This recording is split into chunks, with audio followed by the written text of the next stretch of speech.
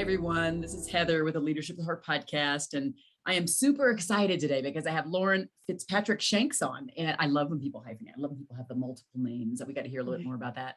But I have her on because someone who knows me well referred over, and that's kind of how it works. So for those who are listening, don't forget, if there's someone out there in the world that you really think you want their voice to be heard, you think they represent that leader with heart, the one who's really looking out for others in the workplace, then absolutely refer them over. But that you are here because someone who knows me well thought highly of you, Lauren. So welcome. Thank you. Thank you for having me. I'm honored that I was referred. That's great. So where are you right now anyway in your leadership journey?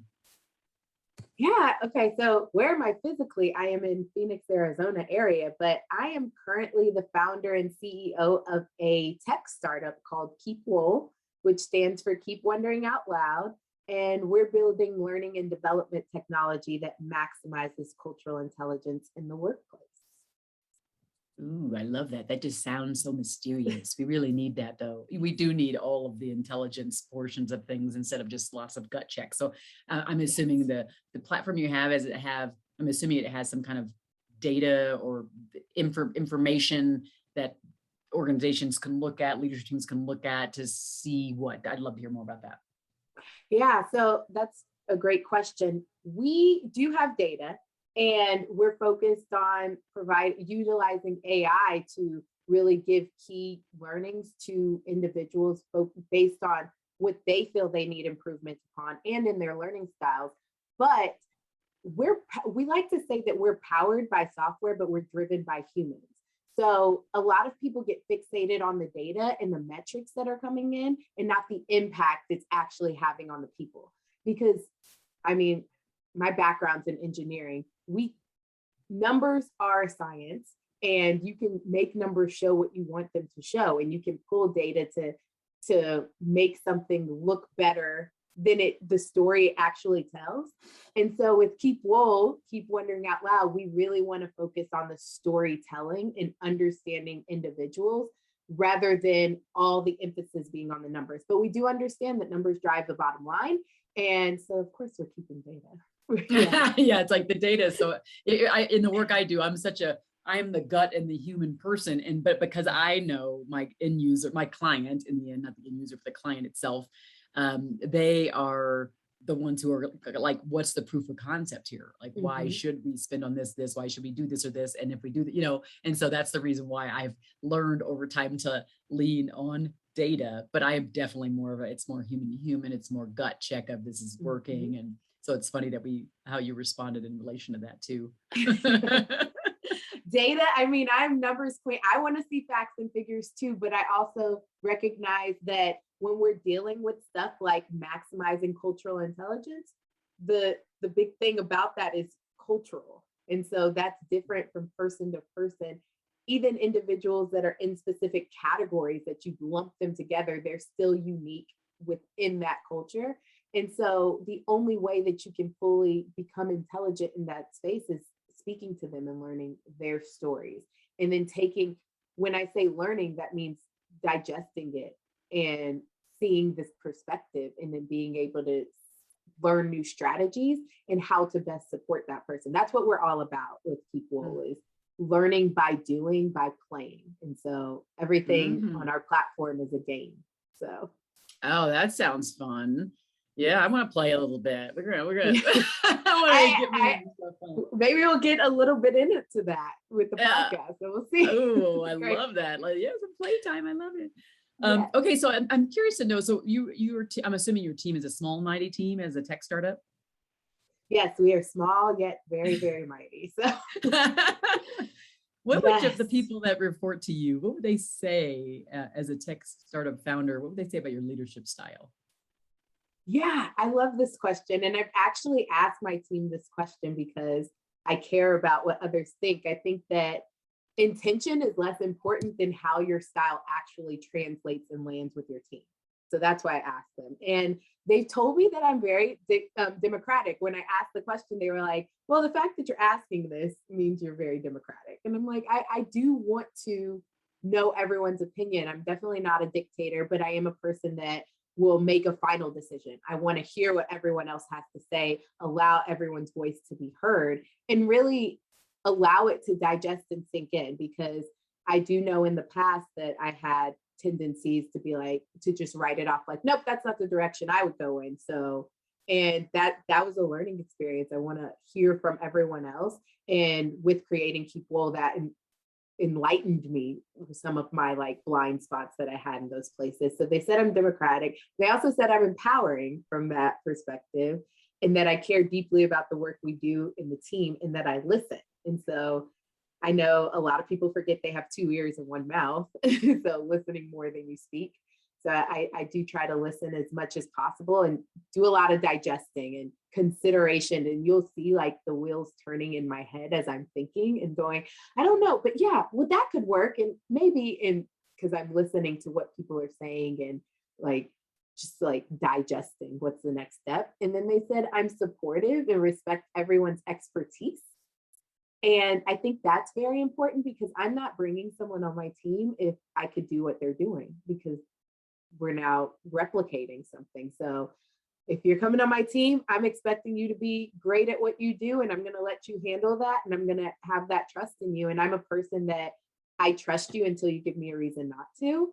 That's how I enter all my relationships. I think it just helps to not bring baggage of something else in, but I know it's easier said than done for a lot of people. So that's one thing. And then I have high standards, but I like to enable people to put in their own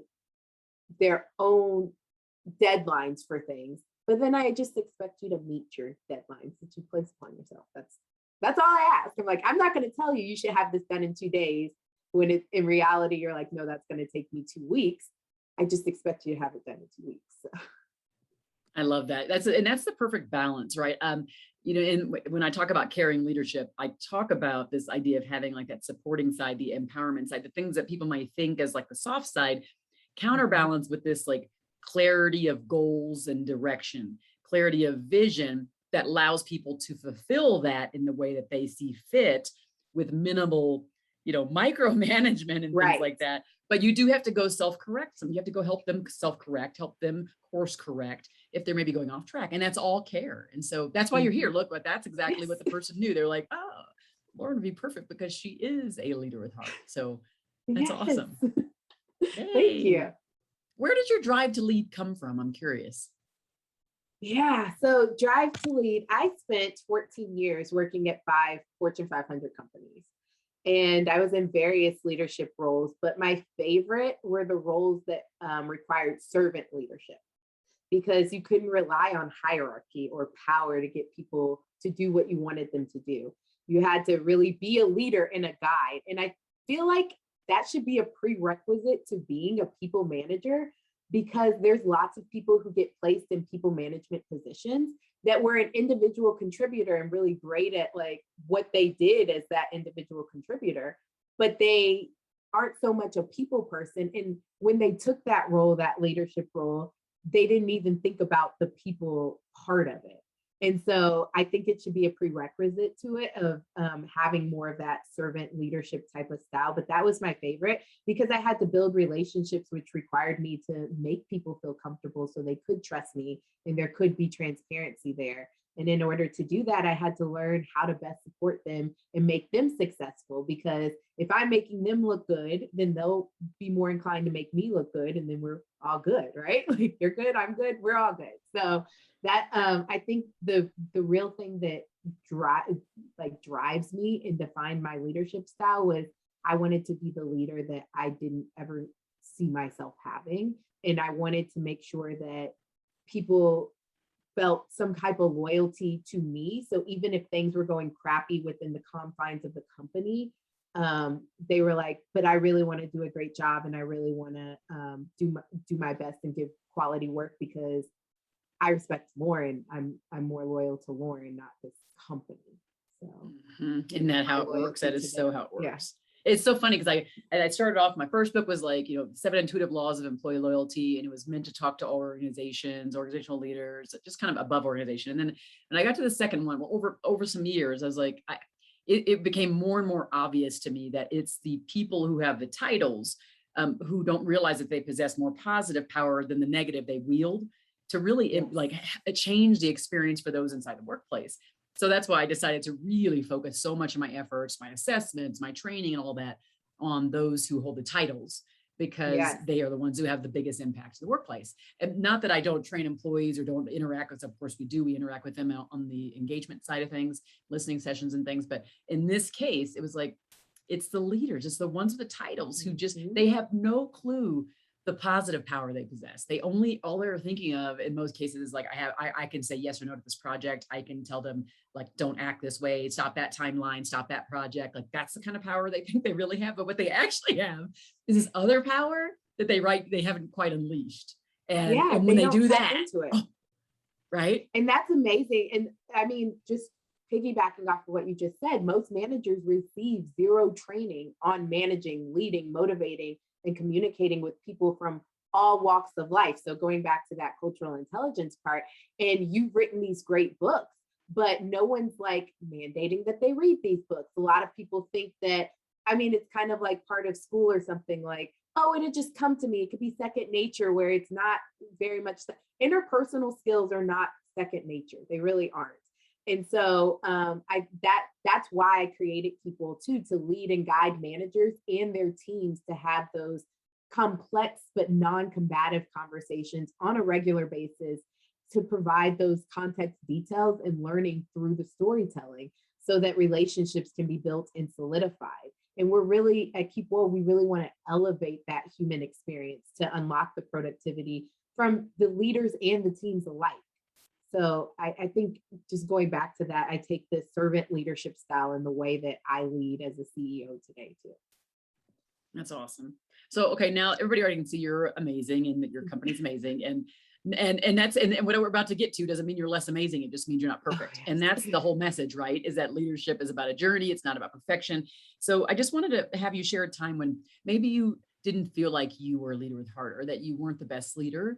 If you can share with us a specific story, and then what did you do to kind of come out of it? And I'm not saying come out of it and be perfect. I'm saying come out of it and become more enlightened and maybe change your behavior as a result. Yes, the story I like to go back to, it's a story that happened a couple of years ago, actually, and it kind of defined how I approach things and how I am as a CEO now too. I would like to say that I am a servant leader, and I like to be very supportive of the people that work with me. And I always say with me instead of for me, because I think a more mindset of we're all in this together is better than like, you're doing this for me, so we're all going to the same goal. But I had some direct reports in my marketing team that, like I said, I know my expertise, I know my strengths. If I'm hiring you, that means that's not a strength of mine, and I'm looking to you to come in and make that part successful. And when they came in, the plan, the strategy was all great. It all sounded really good. And they were executing, and the numbers, like data driven, we talked about that too. So I'm looking at the numbers weren't looking good. And they're saying, well, give it more time. And I was listening to the give it more time type thing. And in some cases, I think I can be too nice or even too passive. And that was really a part of, I think there's some, because I kind of tussle with the be assertive, but don't be too assertive.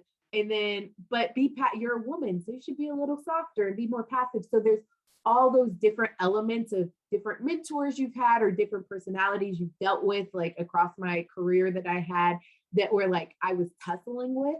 And I was doing a disservice to them and a disservice to myself from a time perspective, from a money perspective.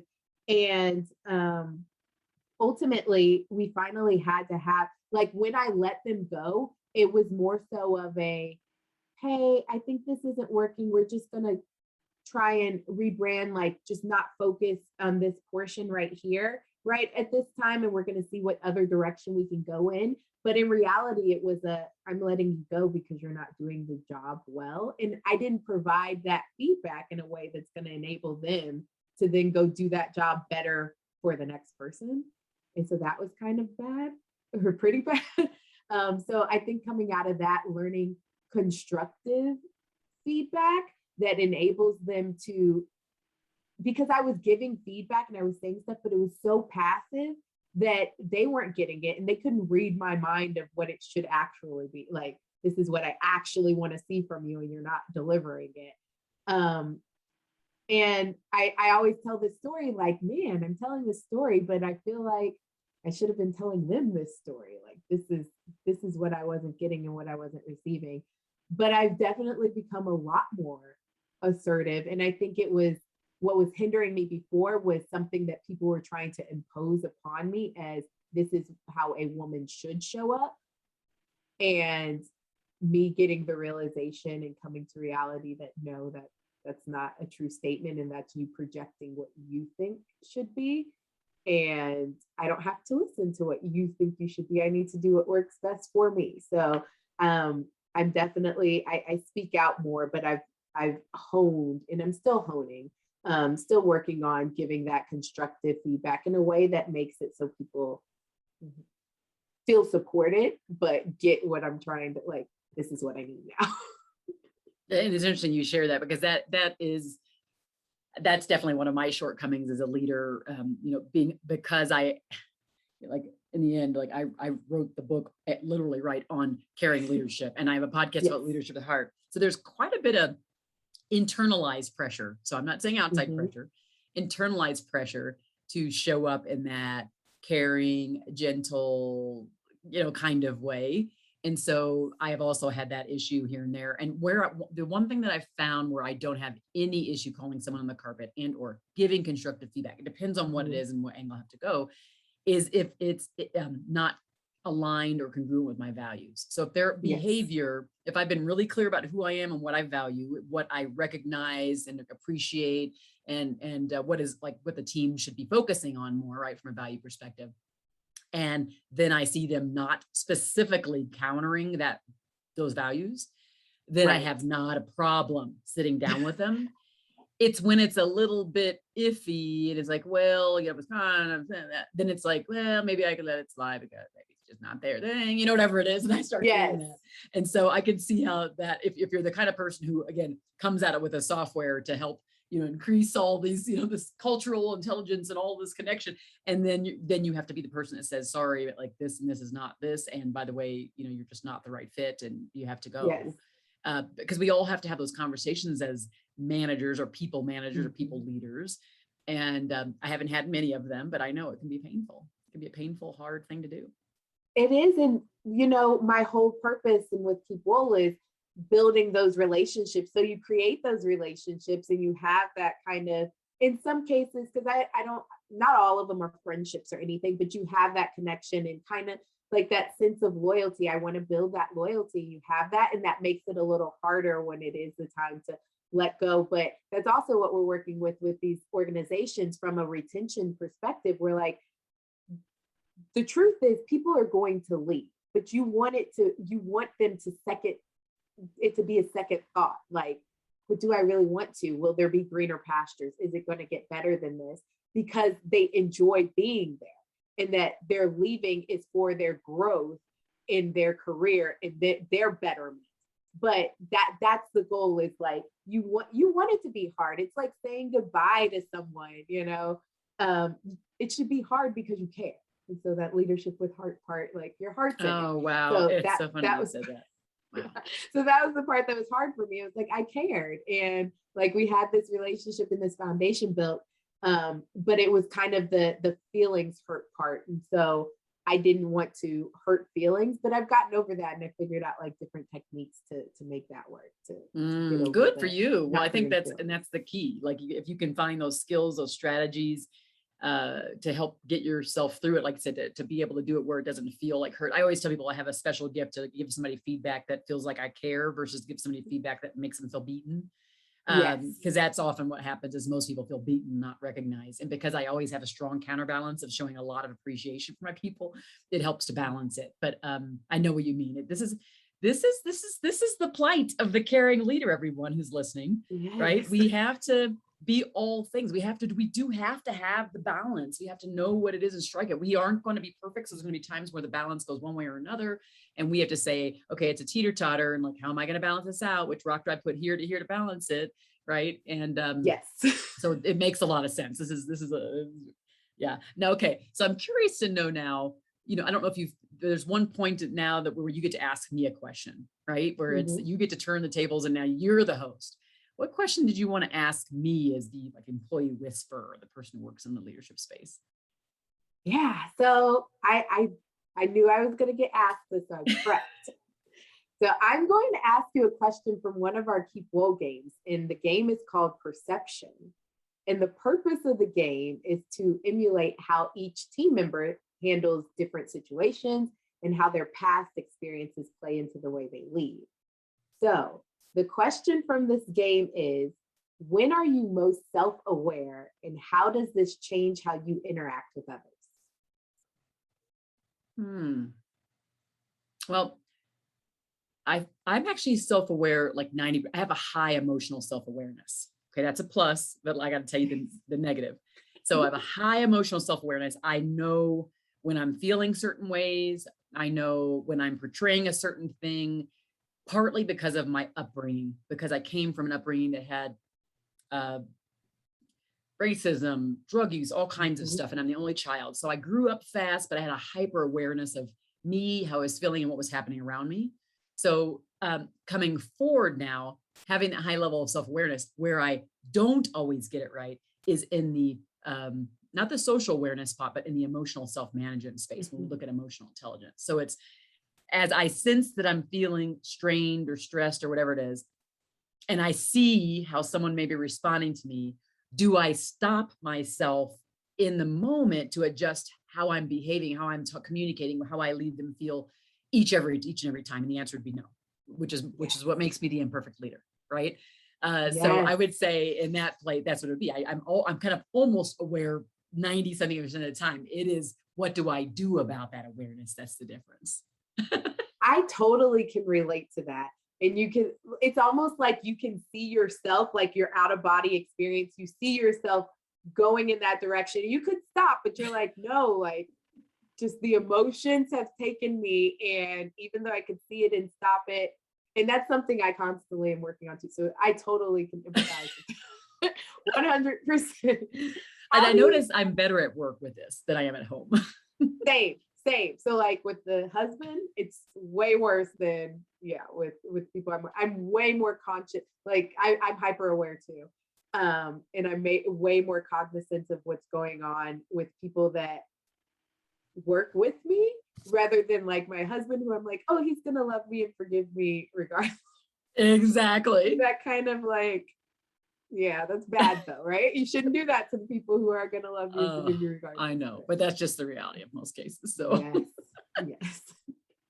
So for those who are listening right now, who are kind of, I love the fact that you are a younger leader, meaning like not 30 years in is what I mean. You still have been in this for some time. So, but what would you say to those who are looking for the extra motivation and the extra oomph to kind of get through the week, to have, to be a better leader with heart? What might be some pearls of wisdom you'd leave them with? Yes. So I would say that interpersonal skills are key. I think that they are queen. I'm not gonna say king. I think they're queen. And I'd say humanize yourself, because yes, you're a leader, but you're a person first. And that is what people become attached to. That's what gets the loyalty to be built.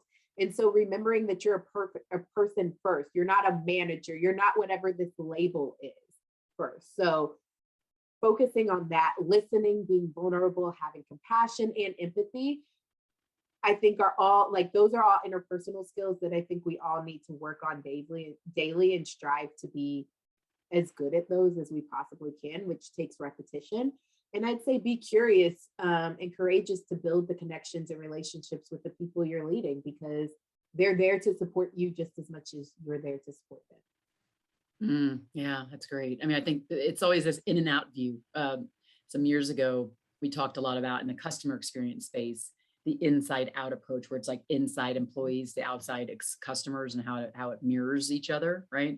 And so as I think about it as a leader, we have the exact same thing, the inside out approach, which is like, what are we doing for ourselves? How do we practice better emotional self-management? How do we, all of those things we talked about, how do we do that? And then how does it show outwardly to those when we're trying to sense who they are, help them with what they have going on, leading them where they are in their shoes. So yeah, I think it's good things to be thinking about, to ponder. And I know that the people are listening, and if you've listened all the time, because we've been going at this now for a few years, you hear these themes, don't you? It's something to continue to let oscillate inside that brain of yours and to figure out how you do this better. So Lauren, this has been a treat. I'm so happy that you were referred to me and I said yes. Yes, me too. This has been great. Loved it. Oh my gosh. So for those who are listening, if you found a lot of motivation and just inspiration in listening to both Lauren and I in our conversation, please do share this far and wide on wherever you can. And if you haven't already, okay, this is Heather speaking now, go to Apple Podcast or wherever you might listen and make sure that you write a review, because the reviews do help us keep moving up internationally. We're more and more recognized, which is kind of cool. But in the end, it's not about notoriety. It's about touching lives. It's about impact. So when you refer and you do the reviews, you expand what we're hearing, what we're talking about here. Other people get to hear it too. So I appreciate everybody out there. And again, thanks, Lauren. It's been great. Thank you. And thanks everybody for listening to Leadership with Heart podcast. Be well.